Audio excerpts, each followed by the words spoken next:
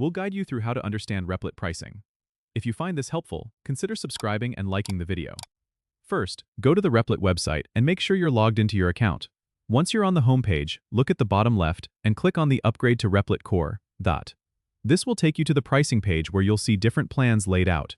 Replit offers several plans, like the Starter Plan, Replit Core Plan, and Replit Pro Plan, each tailored to different needs. The Starter Plan is great if you're just getting started and want to explore basic features without any cost. The Replit Core Plan is a step up, offering more resources and capabilities for those who need more power and flexibility. The Replit Pro Plan is perfect if you're collaborating with others and need to share resources and workspaces. Scroll through the page to see a detailed comparison of what each plan offers, such as storage space, CPU power, and additional benefits like private REPLs or multiplayer coding. Pay attention to features that are important to you, whether it's the ability to host web applications or access to community templates.